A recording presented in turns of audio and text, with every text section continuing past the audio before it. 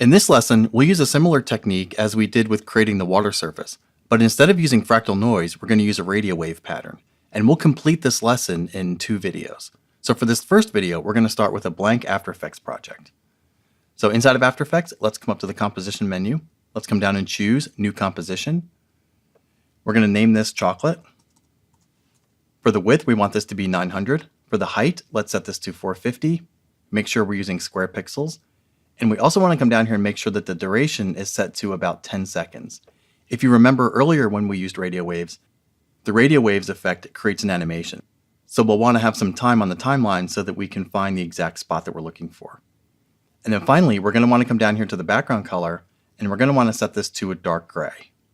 And so down here in the hash area, we're going to use 6 threes, 33 for red, 33 for green, and 33 for blue. Let's click OK. Let's click OK again. Now we'll have our first composition showing up here. Now we're going to create another composition so we can put it inside of the chocolate composition.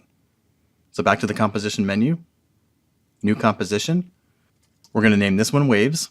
We're going to keep 900 by 450 square pixels. We'll keep the 10 duration and the background color, and then we'll click OK. So now in the composition panel, we're looking at the Waves composition. So inside of the Waves composition, let's come up here to the layer menu. Let's come down and choose New, and let's choose a solid. We want to create a new solid so we have something to apply our radio wave effects to. So for the name of this new solid, let's call this Radio Waves. 900 by 450, or you can click Make Comp Size. Then let's click OK. And the color of the solid doesn't matter here because the effect is going to wipe out the background. So with that in place, let's click OK. We now have a new solid inside of our Radio Waves composition. Now let's come over to the effects and presets. Let's come down here and search for radio waves. That's under the generate group. Let's click and drag this and apply it to our solid. And now if you remember from earlier, the radio waves gives us the ability to generate shapes from the center. To see this, I'll come down to the timeline panel, drag the timeline out.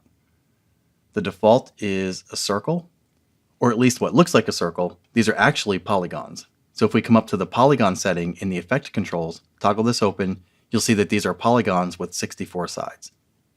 So to create our chocolate effect, let's come in here and reduce this from 64 down to 15. Let's click away. And you'll now see in the composition panel, these have 15 sides. Next, let's come down here and change the frequency under wave motion. This will change how often individual radio waves are created. So let's increase this up to 10.2. Next, let's change the expansion. Let's come in here and set this to 8.2. So as they're created, they're spreading out as well. Next, let's change the velocity. We'll set this to 75. That's going to make it look as though all of the waves are sort of being blown by the wind a little bit. And then to make sure that all of the angles don't line up perfectly, let's come down here to the spin property and let's set this to about 70 and then click away. So that's going to give us this sort of wavy pattern over here on the left. Next, let's come down to lifespan. Let's change this from 10 to 1. So each radio wave only lives for 1 second. Let's scroll down. Under the stroke area, let's come in here and change the color of the stroke. We're going to change this to a light gray. So we'll use 89 for red, 89 for green, and 89 for blue down here in the hexadecimal area. Let's click OK. And then finally, let's come down to the fade in time, and let's set the fade in time to about 0.3. Then click away. So that's going to make the radio waves that are being born here in the center fade in a little bit. And so with these properties in place, let's come down to the timeline panel. Let's activate the 3D option for the solid. So we'll click this little icon here. Then let's toggle open the properties. Let's open up transform. And inside here, we have the orientation properties. The first value is the X rotation. The middle is the Y, and the third one is the Z.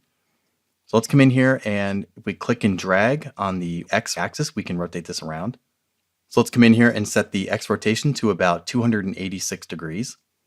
Then let's come over here to the Z axis, and let's scrub this up, and let's rotate this around a little bit so that the closer parts of the wave that were created by setting the velocity will be in the background. So it looks like the closer waves are further in the distance. So let's come in here and let's rotate this around to about 60 degrees. And then we'll increase the scale, which is the property right above orientation. Let's come in here and you can drag either the X, Y, or Z. I have all of these hooked together, and let's bring this up to about 200%. So once your shape looks something like this, let's come back to the effects and presets. Let's come in here and remove the search for radio. And let's come in here and search for Gaussian blur. So I'll type GAU. That will show up right down here under blur and sharpen. Let's select this effect. Let's apply this to the solid. In the effect controls, I'll come up here and toggle closed the radio wave properties. And then for the blur, let's come in here and set this to about 4. Then I'll click away. And that will soften all of the edges on the radio wave shapes. So now that we have our base pattern created, let's continue in the next video where we'll add our CC glass effect, and then we'll apply some color using a gradient effect.